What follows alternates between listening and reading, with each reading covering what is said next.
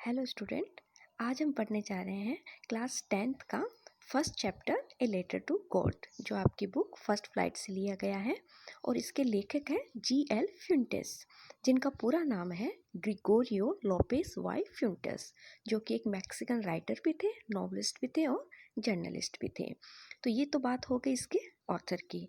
अब बात करते हैं इस कहानी की थीम की कि ये कहानी किस पर बेस है। तो ये कहानी एक किसान पर बेस है जिसका नाम है लेंचो, और उसका जो भगवान पर विश्वास है वो अटूट है।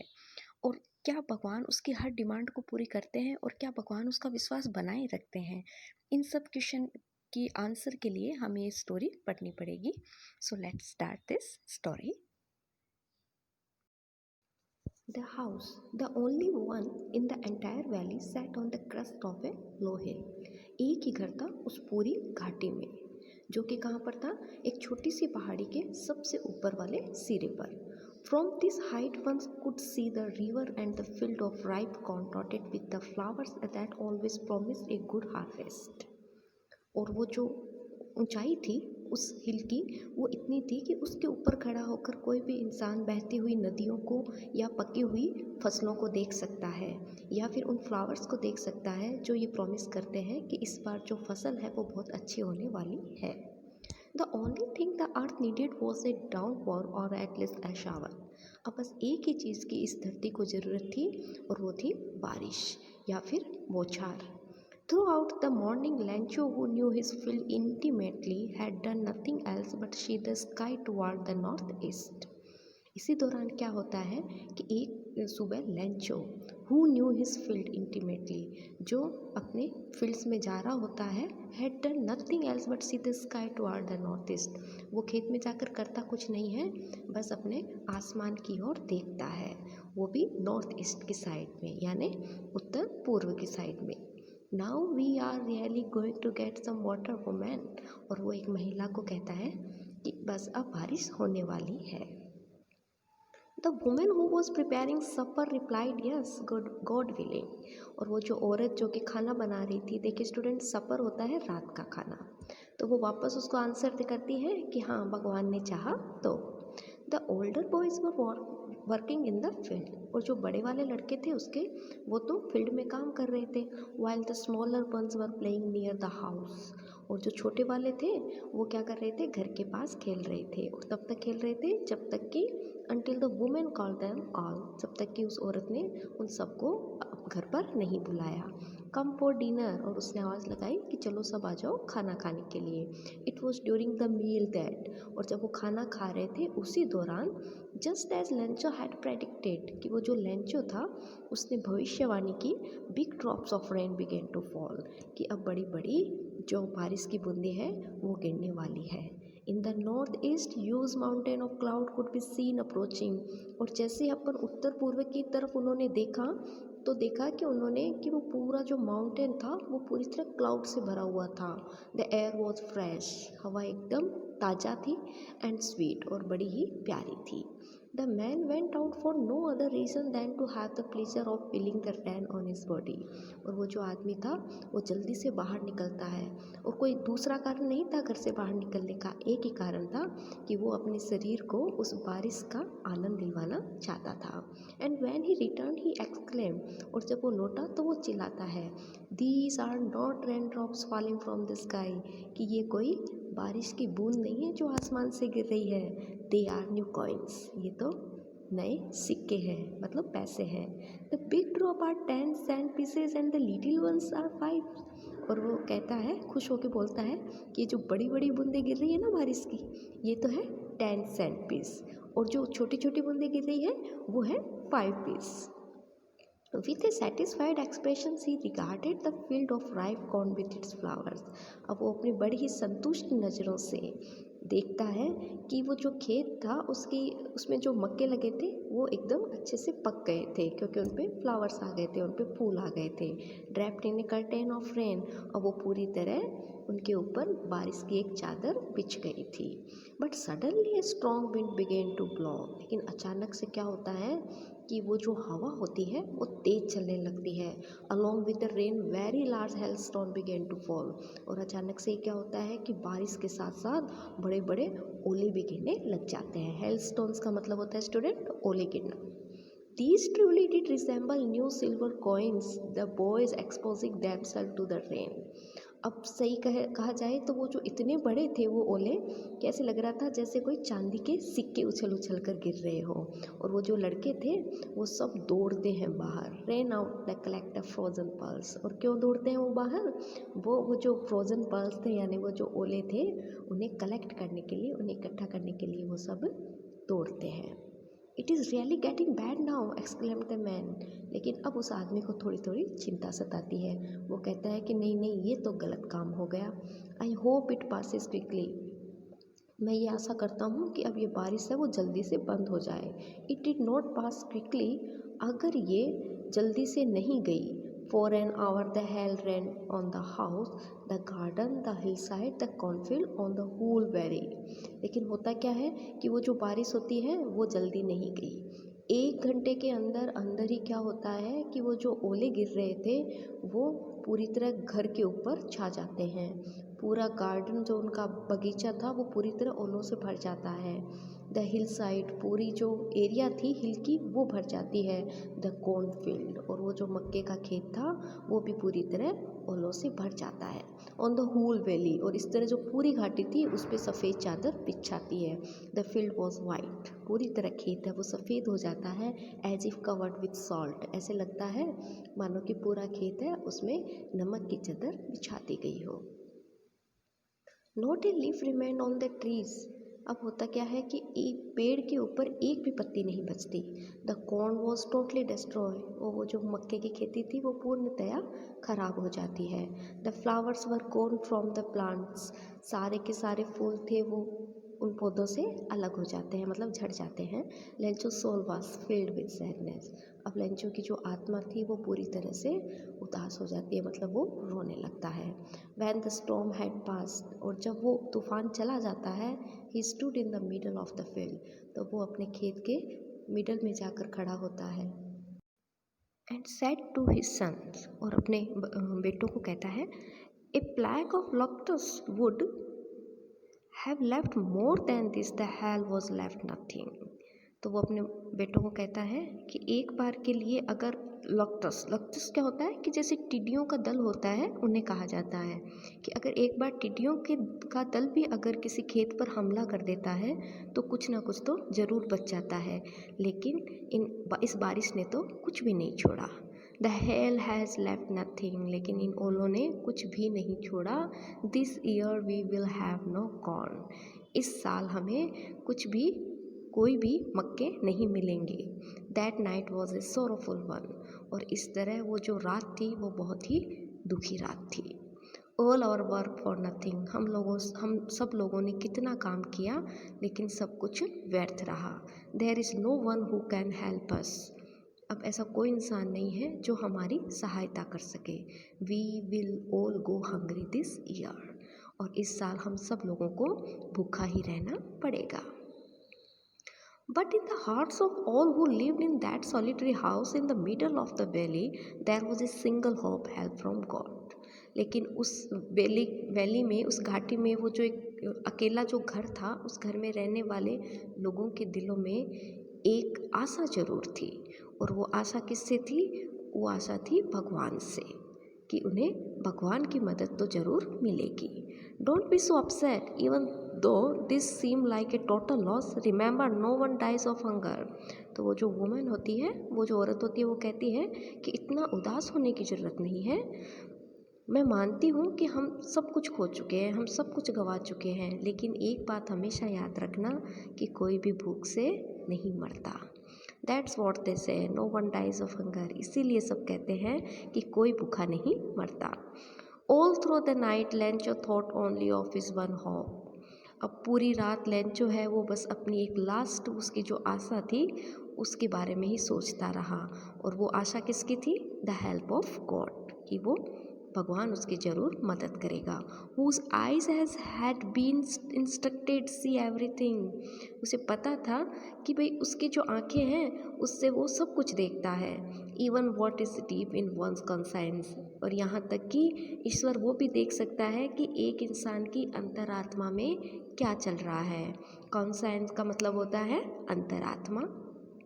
Lencho was an ox of a man working like an animal in the fields. अब लेंचो था वो एक बैल की तरह था और वो एक जानवर की तरह ही सारे दिन खेत में काम करता था। But still he knew how to write, लेकिन वो चाहे कितना भी काम करता हो लेकिन वो अनपढ़ नहीं था, उसे लिखना तो आता था। The following Sunday at daybreak he began to write a letter which he himself would carry to town and place in the mail. अब जब संडे आता है, दूसरे दिन रविवार होता है, और उस दिन क्या करता है वो कि वो बैठ जाता है लेटर लिखने के लिए। और किसको लेटर लिख रहा था? लेटर लिख रहा था वो भगवान को। Which he himself would carry to town, और फिर वो उसे लेके एक कस्बे में जाता है और वहाँ पर वो जो पोस्ट ऑफिस होता है वहाँ पर उसे पोस्ट करता है। गॉड ही रॉट, और वो जो लास्ट लेटर होता है, लेटर के लास्ट पे वो ऊपर लिख देता है God. If you don't help me my family and I will go hungry this year, और वो उस लेटर में लिखता है कि भगवान अगर आपने हमारी सहायता नहीं की तो मैं और मेरा परिवार इस साल भूखे ही रह जाएंगे। I need 100 pesos in order to sow my field again and to live until the crop comes because the hail storm. मुझे चाहिए 100 pesos। अब देखिए स्टूडेंट, पेसो का मतलब होता है currency of Latin American countries, कि ये जो लैटिन अमेरिकन कंट्री में और ये करेंसी चलती है जिसका नाम होता है पीसोस। तो वो कहता है कि हे भगवान मुझे 100 pesos दे दो ताकि मैं मेरे फील्ड को वापस उगा सकूं और उसके बाद हम लोग वापस फसल आए और हम लोग जीवित रह सके। बिकॉज द हेल्थ स्टॉर्म, क्योंकि आपको तो पता है कि किस तरह ओलों वाली बारिश हुई थी। He wrote to God on the envelope, और एनवलप उसके ऊपर, वो उस कवर के ऊपर लिख देता है कि भगवान को। पुट द लेटर इनसाइड, और उसको लेटर को उस एनवलप में डाल देता है। Still trouble went to town, हालांकि अभी भी वो काफ़ी परेशान था लेकिन वो वहाँ से फिर चला जाता है। At the post office he place the stamp on the letter and dropped it into the mail box, और उसके बाद वो पोस्ट ऑफिस जाता है और वहाँ पर वो उस लेटर पे वो एक स्टैम्प, वो जो टिकट होती है वो लगाता है और उसे उस मेल बॉक्स में छोड़ देता है। One of the employees, who was a postman and also helped at the post office, went to his boss laughing heartily and showed him the letter to God. वहाँ पर एक कर्मचारी था, वो जो एक पोस्टमैन भी था और पोस्ट ऑफिस पे वहाँ पर कुछ काम भी और भी करता था। तो वो अपने बॉस के पास जाता है और बड़ा हंसता हुआ जाता है और उसे वो लेटर दिखाता है, वो जो लेटर जो किसी ने गॉड के लिए लिखा था। Never in his career as a postman had he know that address, और वो अपने पूरे जीवन काल में उसने जितनी भी नौकरी की थी उसमें कभी उसने इस तरह का लेटर तो उसे कभी नहीं मिला था जो किसी ने भगवान के लिए लिखा हो। The post master, A fat amiable fellow, अब वो जो पोस्ट मास्टर था वो काफ़ी मोटा सा और बड़ा ही खुश मिजाज इंसान था। एमिएबल का मतलब होता है very friendly nature man. Also broke out laughing, वो भी हंसने लगा। But almost immediately he turn serious, लेकिन अचानक से क्या होता है कि वो सीरियस हो जाता है। And tapping the later on his desk, और वो जो डेस्क पे वो लेटर वापस रख देता है। कमेंटेड, और कहता है व्हाट फेथ, कि क्या विश्वास है। I wish I had the faith of the man who wrote this letter, बोलता है कि काश ऐसा विश्वास मैं भी रख पाता जैसा ये इस इंसान ने रखा है जिसने भी ये लेटर लिखा है। Starting up A correspondence with God, और मैं भी भगवान के साथ इस तरह की बातचीत कर पाता। So in order not to shake the writer's faith in God, the postmaster came up with an idea. तो अब वो जो पोस्टमास्टर था वो ये चाहता था कि ये जो भी शख्स है इसका भगवान पर जो विश्वास है वो डिगे ना, इसलिए उसे एक आइडिया आता है। आंसर द लेटर, वो बोलता है कि चाहे कुछ भी हो जाओ लेकिन इसका आंसर तो हमें देना होगा। But when he opened it, लेकिन जब पोस्टमास्टर उस लेटर को खोलता है, it was evident that to answer it he needed something more than goodwill. तो वो देखता है कि भाई उसको आंसर में सिर्फ वापस कोई लेटर की उम्मीद नहीं थी उस शख्स को, उसको तो कुछ और ही चाहिए था। But he stuck to his resolution, he asked for money from his employees. लेकिन वो फिर भी अपने इस व्यवहार पर टिका रहता है और वो सोचता है कि नहीं, इसका आंसर तो हम लोग देंगे। तो वो अपने जो कर्मचारी होते हैं उन्हें कहते हैं कि भाई आप थोड़ा बहुत पैसे इकट्ठे करो। He himself gave part of salary, और वो भी अपनी तनख्वाह का थोड़ा सा पार्ट देता है। And several friend of his were oblige to give something for an act of charity, और वो अपने और भी मित्रों को काफ़ी ऑब्लिग करता है, मतलब काफ़ी उन्हें रिक्वेस्ट करता है कि भाई आपको चैरिटी के नाम पर कुछ ना कुछ हमें देना होगा। मतलब इस तरह वो ये चाहता है कि कैसे ना कैसे करके उस शख्स की जो भी फुलफिलमेंट उसने जो भगवान से मांगा है वो उसे मिल जाए, इसलिए वो सबसे कुछ ना कुछ पैसे लेता है और इकट्ठा करता है। It was impossible for him to gather together the 100 pesos, लेकिन उस पोस्ट मास्टर के लिए भी ये असंभव था कि वो पूरे के पूरे 100 पैसों है वो इकट्ठा कर सके। So he was able to send the farmer only little more than half, वो सिर्फ फार्मर को आधे ही पैसे देने के समर्थ में था। He put the money in an envelope address to Lencho and what with in a letter containing only a single word as a signature god। अब उसके बाद वो जितना भी पैसा था वो एक एनवलप में डाल के रख देता है ऊपर, वो लेंचो, उस लेंचो के लिए होता है वो सब, और लास्ट में बस वो सिग्नेचर करता है, और सिग्नेचर किसके कर देता है, भगवान के सिग्नेचर कर देता है। The following Sunday Lencho came a bit earlier than usual to ask if there was a letter for him. अब जब दूसरा संडे आता है तो लेंचो है वो जल्दी उठ जाता है और वहीं पर जाता है पोस्ट ऑफिस, कि हो सकता है कि उसके जो लेटर का उसे रिप्लाई मिला है या नहीं मिला। It was the postman himself who handed the letter to him, postman ने खुद उसे वो लेटर उसके हाथ में दिया।